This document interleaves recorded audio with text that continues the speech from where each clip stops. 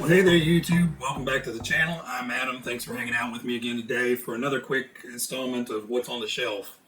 So, this week is going to be all about the ORV chassis, which we've already discussed one of them, the Frog. So, Frog is on the same ORV chassis as these two are. Really, the major difference is obviously smaller tires on this guy than these, and lack of shocks. So this one, as we went over last time, has the onboard or inboard spring and plunger setup for the front end, and it's running the same cantilever type rear end shocks. So we're not going to talk too much about this one. We're actually going to get him off the bench. So what we'll focus on today are these two here, the Blackfoot and the Monster Beetle. Now, the traditional Monster Beetle is red with the red, orange, and yellow stickers on it. This is the black edition, so obviously black paint job and the black, silver, and gold sticker scheme, but same truck, different color. One glaring difference is this one is much more blingy than this one. And really it boils down to this one comes with the gold-plated rims, and this one does not. The Blackfoot has always come with the just plain square block chevron tires. Now there are different ones, the Super Blackfoot, the Blackfoot Extreme, and the King Blackfoot. Those later came with the pinspike tires, and I think I actually had a variant of it with the chevron with spikes, but I can't remember for sure.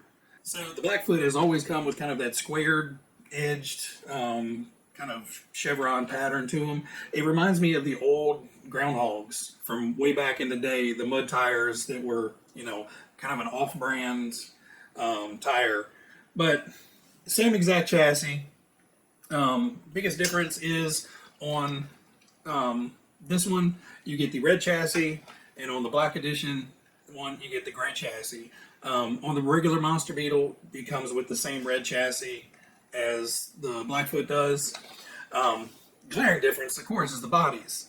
So you can actually take this one off and put it on this one. There's body post things that have to change, but same difference really. As far as the builds go, they're almost identical, other than the body post and finishing the bodies. So I built both of these basically stock. The only difference is this one has the Sport Tune motor in it, to where this one is just running the stock silver can. But both of them come with the oil-filled dampers. On the Blackfoot, they're black, and on the Monster Beetle, they're yellow. But identical shock, just different colors. But basically, let me show you the red one. It's a little bit easier to see.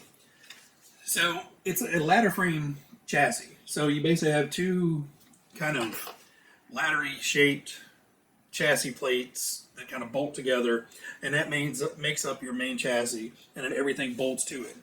On both of them, you have a big shock tower that is terribly designed. One of the big upgrades you can put on these is like a carbon fiber plate shock tower, because the plastic shock tower in this has no rigidity this way.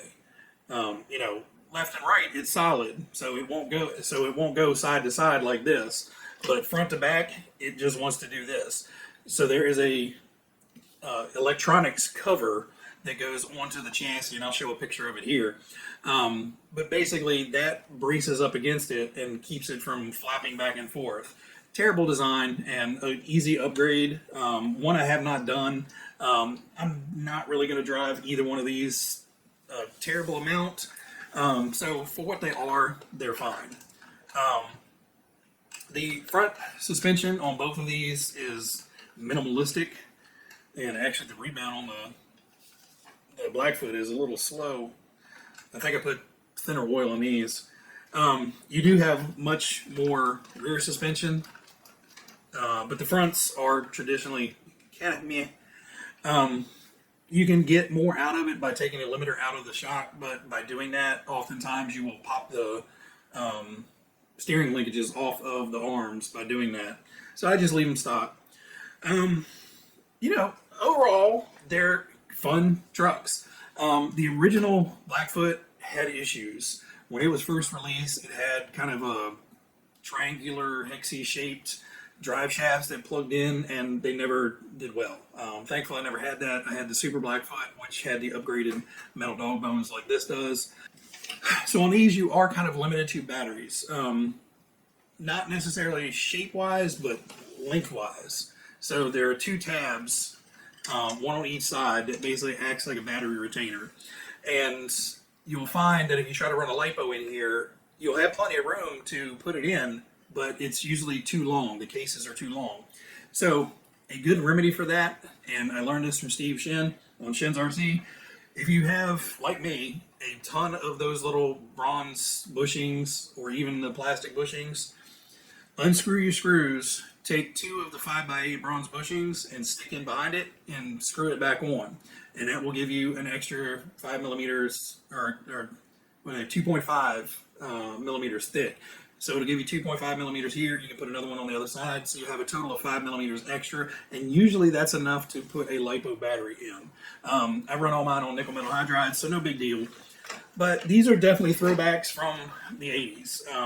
The design and engineering of it has not changed much at all. The only thing that's really changed is the re-release of the Blackfoot came with the steel out drives and steel dog bones in the rear versus the old, it was like a triangular kind of plug that went into the diff, and they were terrible. Thankfully I never had them, but I knew guys that did, and they were always replacing them, or it was always pitching out the dog bones. But yeah, that's pretty much it for this one. There's not a whole lot to go over about these. Like I said, they're both fun. Personally, I think this one drives a little bit better, but mainly I think that's due to the tires. The tires on these, the spiked chevrons, are much softer than these. And I want to say it's just by the design of these. I don't think the rubber's necessarily any softer. It may be, but I think just the way that those blocks are made, and they're a little bit wider, they're a little bit thicker, and they kind of curve in the middle. And it just seems to be that there's more thick rubber on this one, which causes these tires to act a whole lot stiffer than these. So I know a lot of guys will swap out the pinspike tires over top of these, both for traction and for a better ride, because this one is a whole lot bouncier than this, even though they're running the exact same suspension basically. I mean, other differences are the driver figure in this is way different than this. In this one, you have kind of that race car driver figure. In this one, you have kind of the old school classic, just guy driving the truck action figure. So this guy's being a little bit safer about it and wearing his helmet while he's racing. This guy just doesn't care, and he's just out sending it.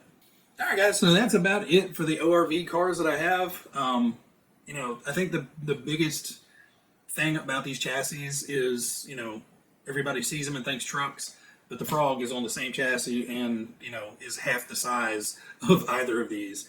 So in a race, Frog is generally going to win, just because it's more compact, lower center of gravity, and is going to get around a little bit faster. These guys may end up getting a little bit more top speed because of the bigger tires, but out of the hole, around the corners, and over jumps, the Frog is generally going to win those races.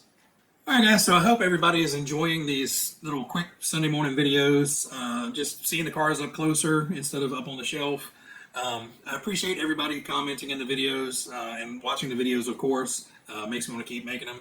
So if you guys have any comments, leave them down below. If not, I will catch you guys on the next one. Everybody out there, you guys be happy, be healthy, be safe. Bye.